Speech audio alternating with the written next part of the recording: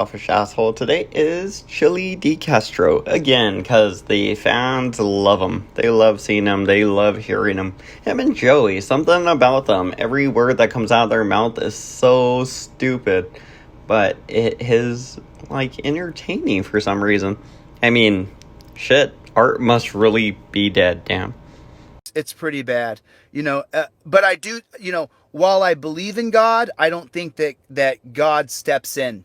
I think God gives you free will. This is my own personal opinion. I am not a Christian. I am not a Muslim. I'm not an atheist. This is my own personal opinion. Yahweh out there. I believe in God because I met God on a DMT trip, but I don't think God interjects into our lives. I think God gives you free will, or I think that you have free will. God doesn't give it to you. You have free will, and then you can decide to make something of your life, or you can do meth and heroin and sleep in alleyways, and you can accomplish nothing with your life. And I don't think God's going to help you. I think that when you do turn to God, I think God will try to help you. Fucking creep. You're not going to heaven. Why the fuck would you think I'd ever kick it with you? None of you are going to heaven. There's a trillion aliens cooler than you. Wow, I don't think I've ever tried DMT, man. That shit Joe Rogan's always talking about. It's a really strong psychedelic drug, like a hallucinogen. Yeah, apparently you will see God, or you'll see, whatever, and you'll feel good, because that's the way it works. It makes your brain feel good. It stimulates your visual centers in your brain. It probably was cortex. I just didn't want to say it if I was using it wrong. But yeah, it stimulates your brain's activity, and it makes you see whatever, But, I mean, who knows if it's right or wrong, or if you're crossing dimensions or planes or whatever. I mean, shit. I would love to experience that one day, but I don't know. Too worried about breaking my brain. I don't want to do anything that's going to damage me irreparably. Body or mind, really. God bless it. How do you figure? I'm stomping a mud hole in that guy. James is on the ground. He's losing. James, you are losing this debate, dude. You are getting your butt handed to you, brother. You are getting your butt handed to you right now, James. You're getting smoked. And everybody here knows it. Everybody here knows it. I'm just saying he's getting smoked. And that's just the way it is. He's getting smoked. Hey, James, I have a question. There's someone impersonating me. Do you know a process? Because you've been around for a while. So James Freeman wrote, delete laws is my God. I look to him to understand morality. Listen, I don't define morality. I am repeating the words of philosophers who are far smarter than I am.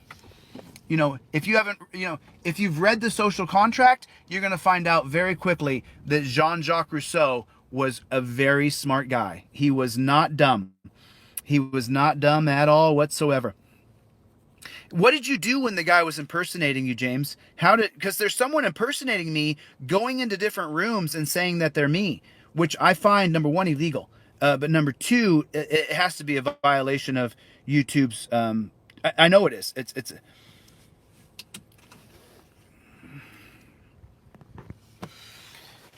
Anyway, so everybody, I have challenged Mr. Freeman to a debate. Let's see if he's going to accept. He has come in here and oh, sorry about that, Zane. He has come in here and he has, philosophers are, well, how many have you read? James Freeman said philosophers are bitches. Well, how many philosophers have you read? I mean, Freud's a bitch. Descartes is a bitch. Rene Descartes. What about Plato? What about Socrates? Were they bitches? Do you think that I think, therefore I am? Do you think that that's a bitch thing to say? Well, I mean, if you keep saying it, Chili, then yes, it's gonna become a bitch thing to say. That's how bitch things work. When a lot of bitches start saying them, We just go like, that's in the bitch category now. Only bitches say that shit. And Chili, if you keep saying it, well, you're the one that judges what goes in the category, ain't you? Anyway, let's get some help from Mac. He will explain this to you a little bit. This is Aristotle, thought to be the smartest man on the planet. He believed that the Earth was the center of the universe, and everybody believed him because he was so smart. Until another smartest guy came around, Galileo, and he disproved that theory, making Aristotle and everybody else on Earth look like a bitch. Of course, Galileo then thought comets were an optical illusion, and there's no way that the moon could cause the ocean's tides. Everybody believed that because he was so smart. He was also wrong, making him and everyone else on Earth look like a bitch again. And then, best of all, Sir Isaac Newton gets born and blows everybody's nips off with his big brains. Of course, he also thought he could turn metal into gold and died eating mercury, making him yet another stupid bitch. Wow.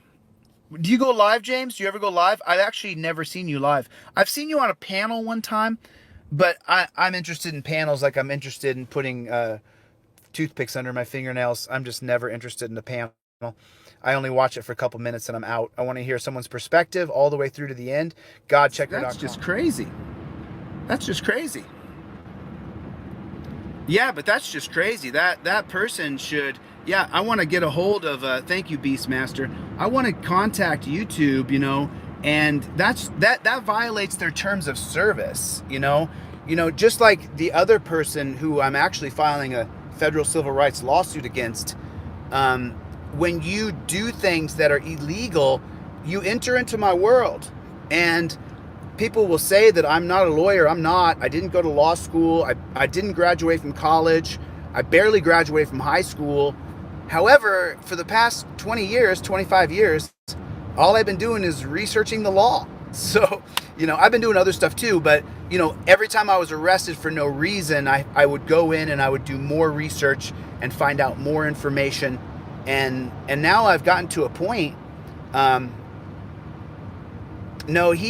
person stole my videos. I believe that one of those videos was taken down for a copyright infringement.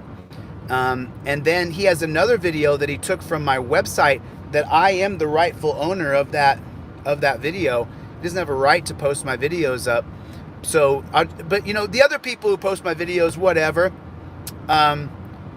Just so you guys know, I'm filing an injunction with YouTube on Monday. That's happening Monday. I'm not gonna...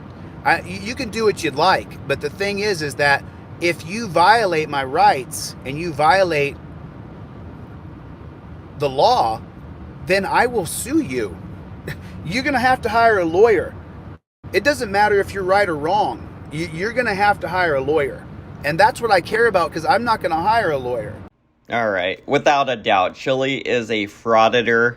He's a fucking moron, and all he's trying to do is get money. You just heard him right now. He just cares about money. He doesn't give a shit about the Constitution or his amendments or people's rights or anything. He just cares about money. That's all he wants. So, I don't know. It's weird because he's going around pretending like he's a good person.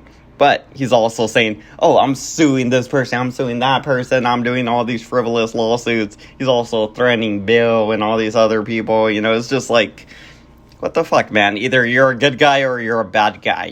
Pick a side, you fucking creep. But don't stay in the middle being like, I'm a good guy today, I'm a bad guy tomorrow, I'm a good guy today, I'm a bad guy tomorrow. It's fucking annoying.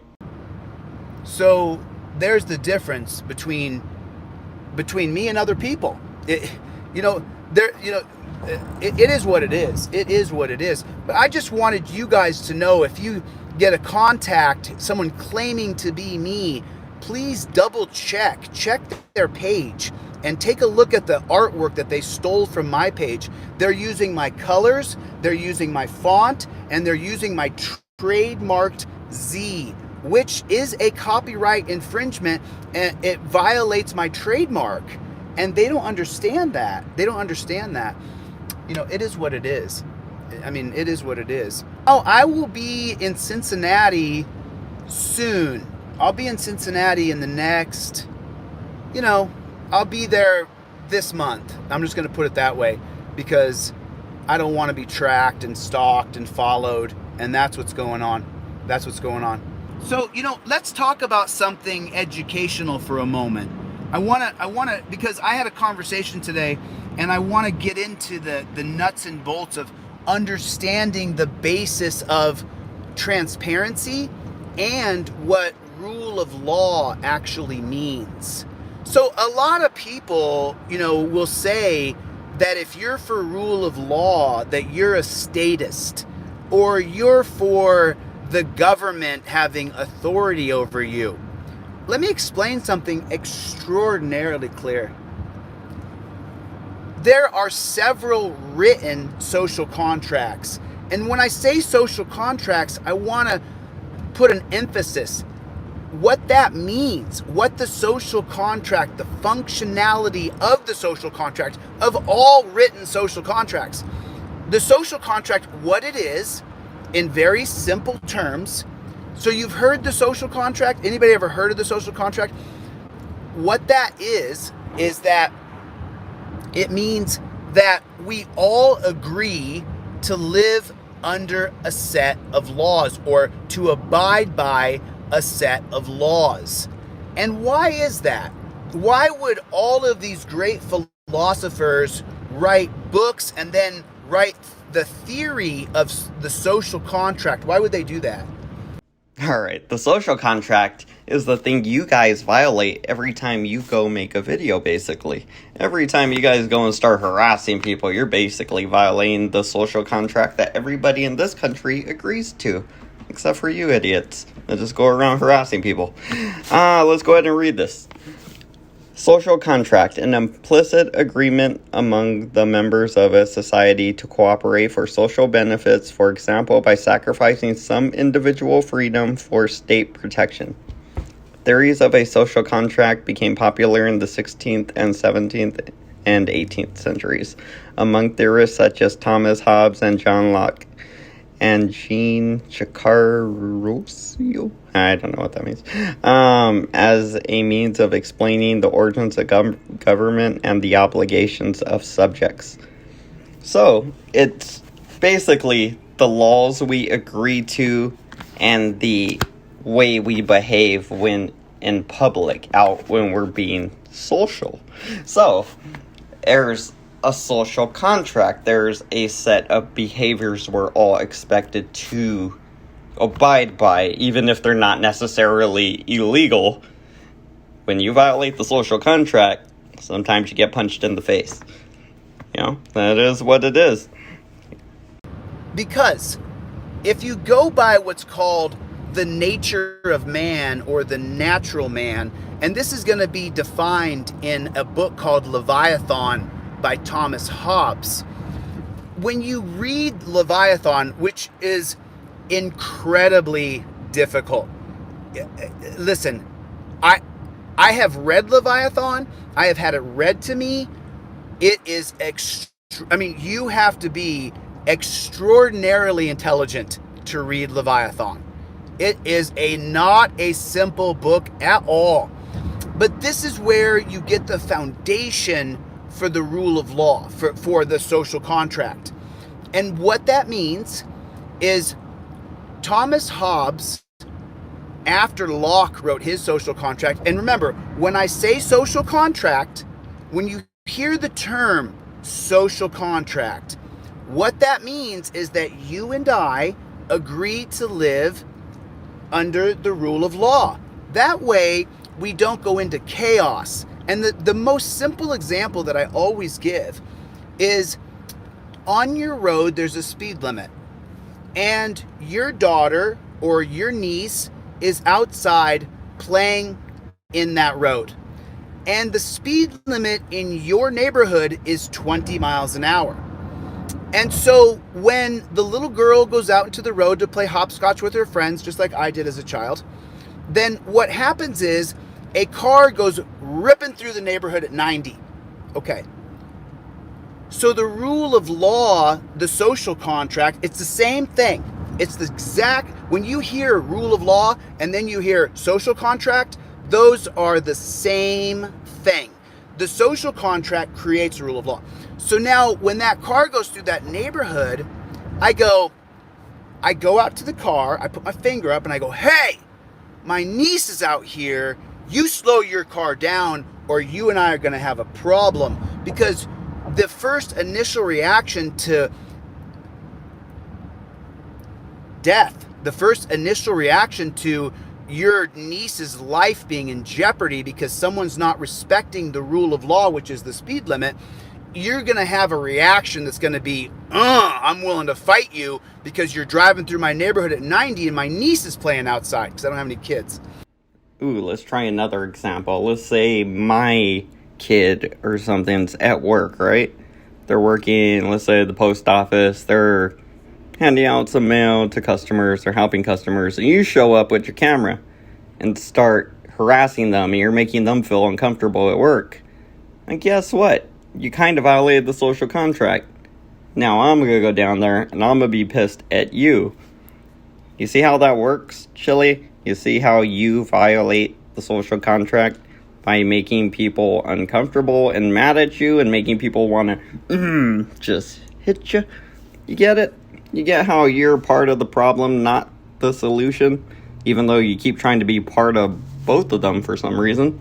Pick one. Either be part of the problem or be part of the solution, buddy. But you can't keep doing both. You end up like Joey, just fucking gone off YouTube forever.